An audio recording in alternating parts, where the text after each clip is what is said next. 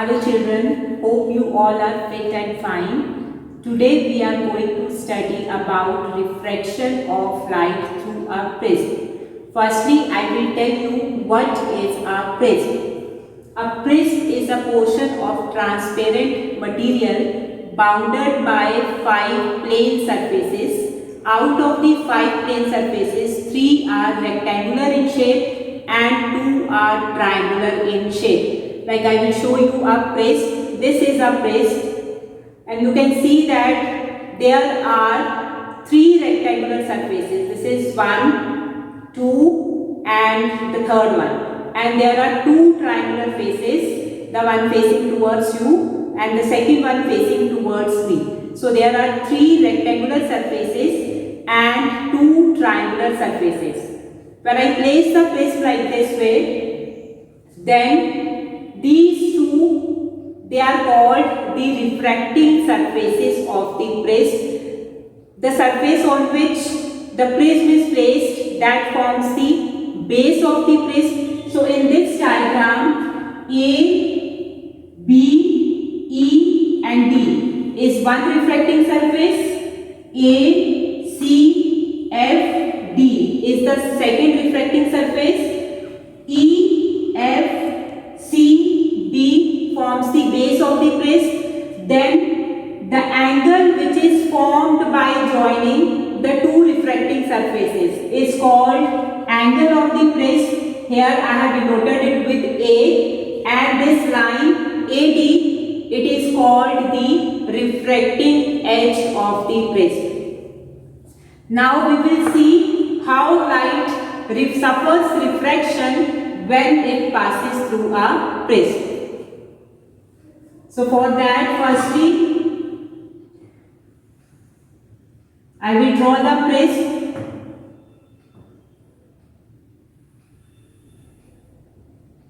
Here A, B, C is called the principal section of the prism. A ray of light is incident on surface AB of the prism. This is called incident ray. This is the point of incidence. At the point of incidence, we will draw the normal.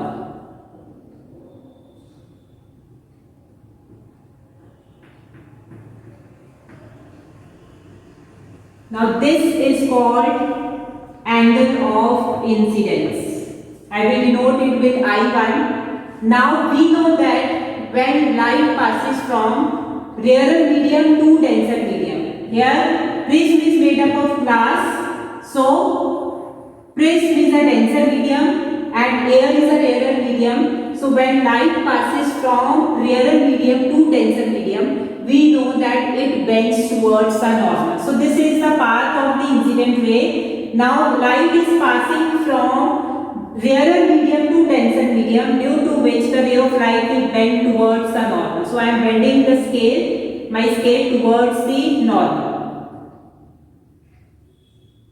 And then I will draw the refracted ray. Now inside the glass, the light will travel in a straight line. This is the angle which refracted ray makes with the normal. So this is the angle of refraction. Now at this point, again there is a change of medium. So I will draw the normal.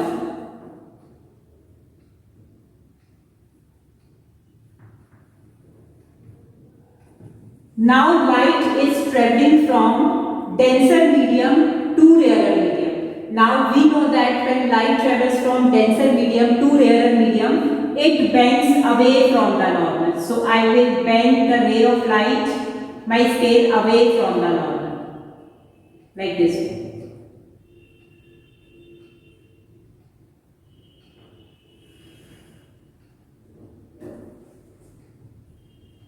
So this is the ray which emerges out from the prism. so it is called emergent ray, and angle which the emergent ray makes with the normal is called angle of emergence. I will denote it with I2. Now in this case, the angle of incidence is not equal to angle of emergence, as we have studied in case of glass slab. In case of glass slab, the two faces through which refraction takes place, they are parallel to each other. So angle of incidence in this case is equal to angle of emergence, but in this case the two surfaces through which refraction takes place, they are not parallel to each other, so angle of incidence is not equal to angle of emergence. So how they are related? For that we will use Priest formula. It is sum of angle of incidence plus sum of angle of emergence is equal to sum of angle of Priest plus angle of deviation. Now what is angle of deviation? To show angle of deviation, I will produce the incident ray in the forward direction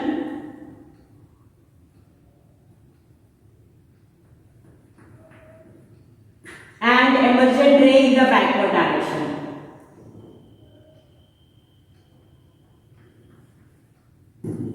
So this angle formed is called angle of deviation. It is denoted by the symbol delta. Now what is angle of deviation? It is actually the angle. This is the path of incident ray. If there was no prism in its path, the ray of light would have gone like this way. But due to the prism in its path, the ray of light deviates. How much it deviates? That is the angle of deviation. So this relation you have to remember. Here the sum of angle of incidence plus angle of emergence is equal to angle of the prism plus angle of deviation. Now special case.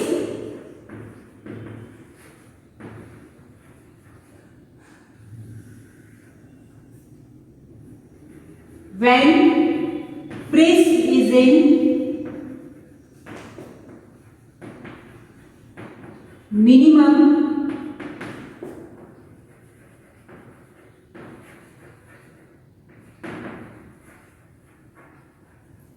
deviation position. Now what is minimum deviation position? With respect to the incident ray, if the position of the prism is such that the angle of deviation is minimum, then it is called, the prism is said to be in minimum deviation position. Now when prism is in minimum deviation position, in that case angle of incidence is equal to angle of emergence. This is the one condition. And second one is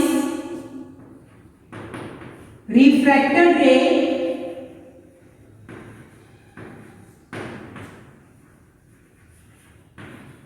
travels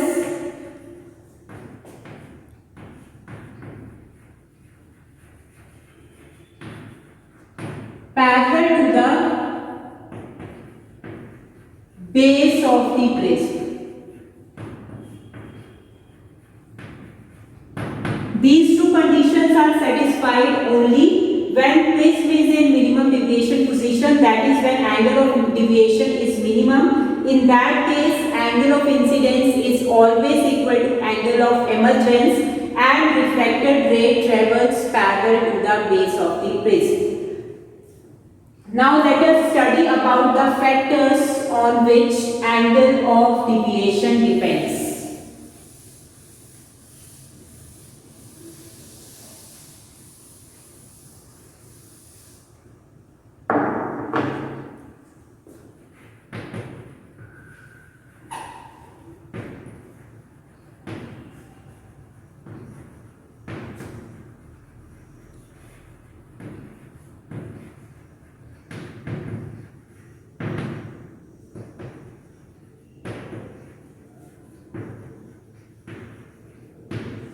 First one is angle of incidence.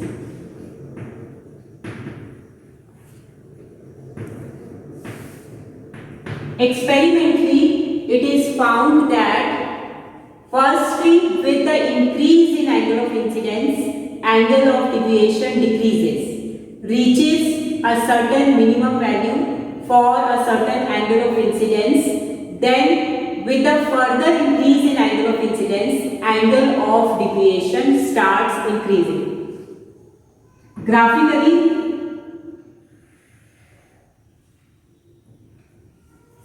this is angle of incidence I am taking along x-axis and angle of deviation along y-axis. So firstly, with the increase in angle of incidence, angle of deviation is decreasing. It reaches a certain minimum value for certain angle of incidence, and then with a further increase in angle of incidence, angle of deviation starts increasing. So this value is angle of minimum deviation for some particular value of angle of incidence. So this is the dependence of angle of deviation on angle of incidence. Second is angle of prism. It is experimentally found that angle of deviation depends on the angle of prism also. Third one is refractive index of glass.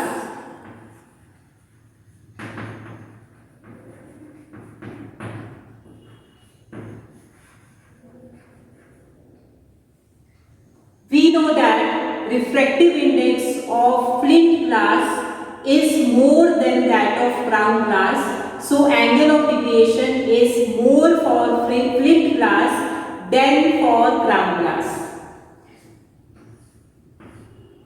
Fourth one is color or wavelength of light used.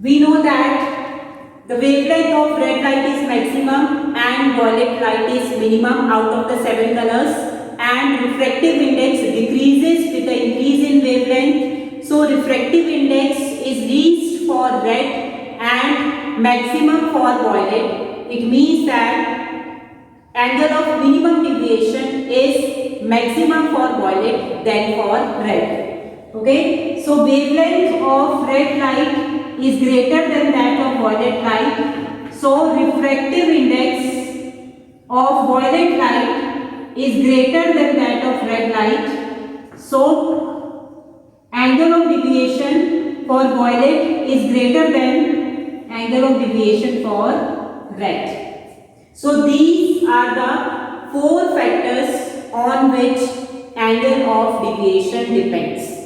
Our next topic is critical angle. Now we know that when light passes from denser medium to rarer medium, it bends away from the normal. So here a ray of light is travelling in the denser medium.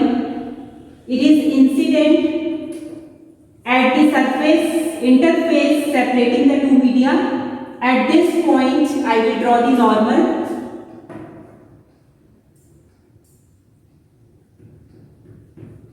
So this is the angle of incidence, let it be I1. Now while passing from denser medium to rarer medium, the light will bend away from the normal. So I will take my scale away from the normal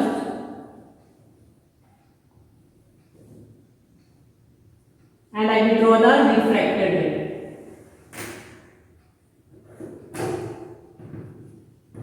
So this is angle of refraction, and clearly you can see that angle of refraction is greater than the angle of incidence. Now if I further increase angle of incidence, then what will happen? The angle of refraction will also increase. Now I am taking the second ray which is incident at an angle greater than I1. Now for this ray, let this be the angle of refraction.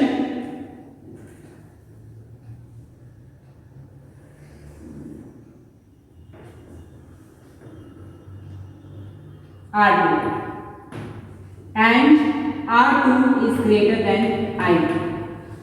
Now if I go on increasing the angle of incidence, it so happens that at particular angle of incidence, angle of refraction becomes equal to 90 degree. Say for this angle for this incident ray and for this angle of incidence, this is I2, and for this angle of incidence,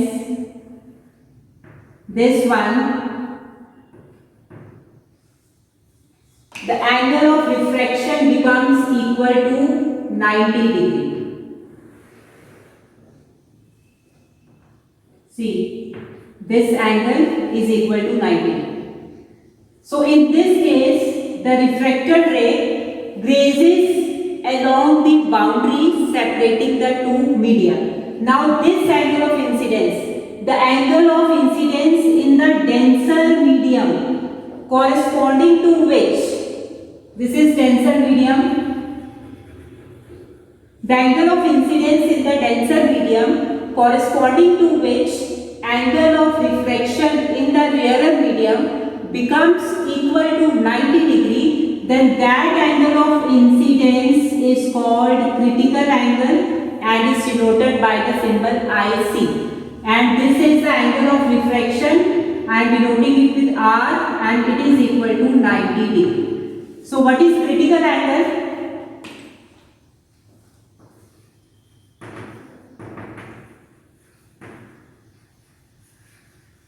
The angle of incidence in the denser medium.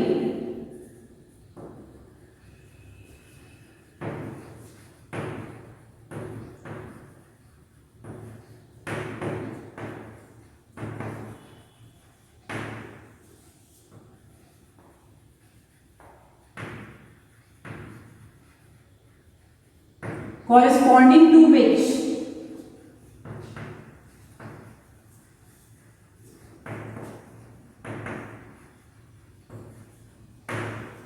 angle of refraction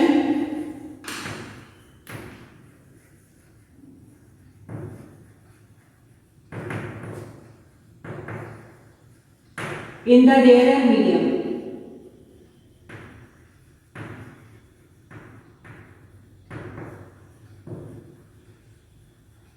Becomes equal to 90 degree. That angle of incidence is called critical angle. Now in this case, using Snell's law, light is passing from denser medium to rarer medium. So light is going in this case from glass to air. So refractive index of air with respect to glass, it is sine of angle of incidence to the sine of angle of refraction. This is Snell's law. Now we know that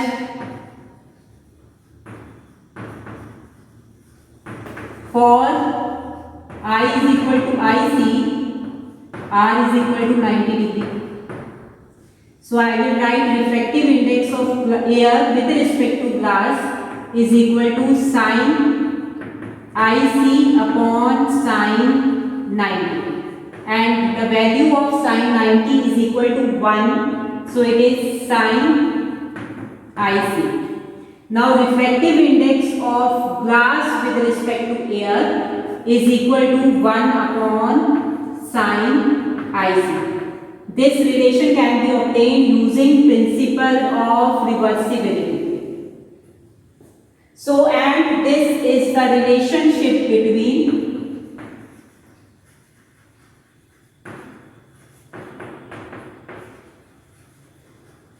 critical angle and refractive index. Okay, this is the relationship between critical angle and refractive index. Now, the factors on which critical angle depends. First one is color or wavelength of light used.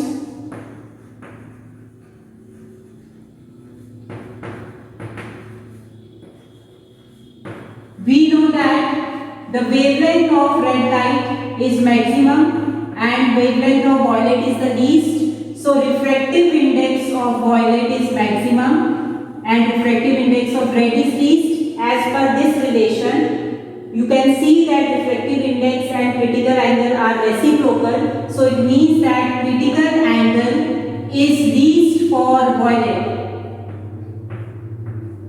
and maximum for red. Okay, it means that critical angle increases with the increase in wavelength of light. Second is the temperature.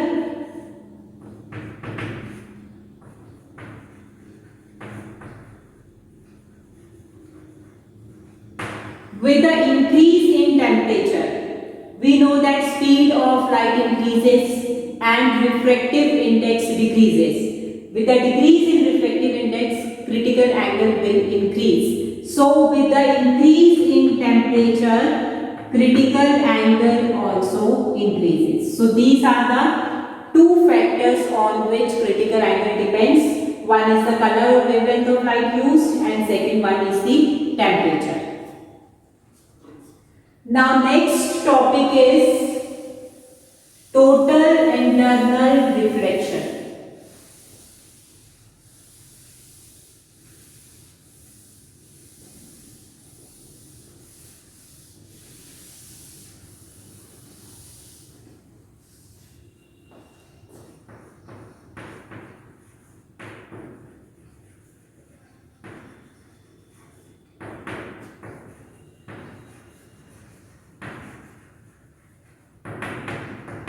Now we have seen in this diagram that when light passes from denser medium to rarer medium, it bends away from the normal and angle of refraction is always greater than angle of incidence. And for angle of incidence equal to critical angle of refraction becomes equal to 90 degree. Now if I further increase the angle of incidence,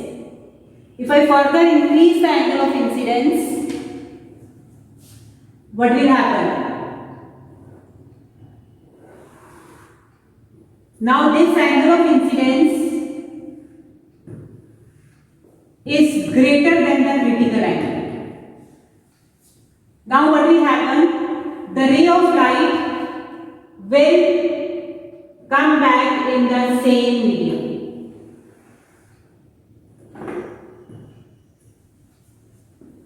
This phenomena is called total internal reflection. So what is total internal reflection?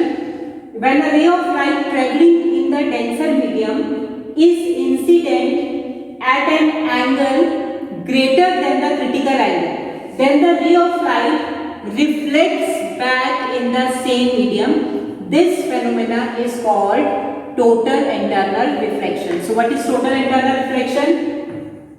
When a ray of light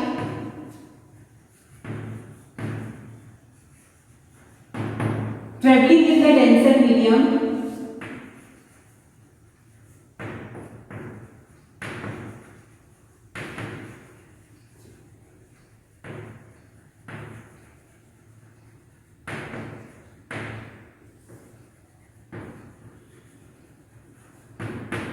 is incident at an angle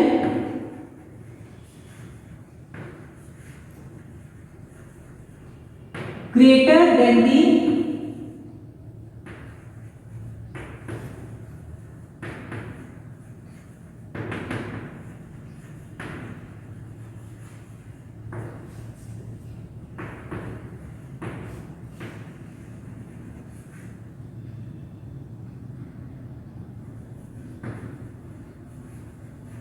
the ray of light reflects back in the same medium.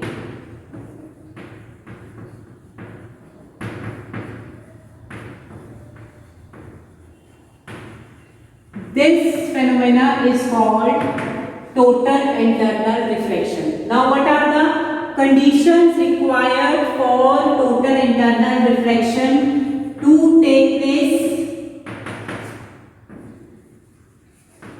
Two conditions are there.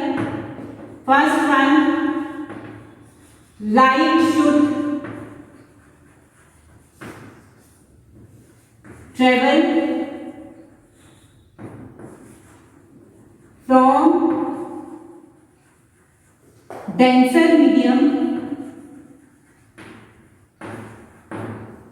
to rarer medium,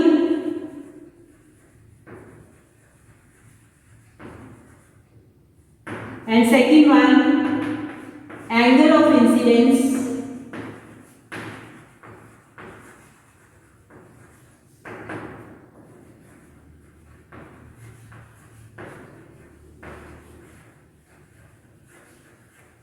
should be greater than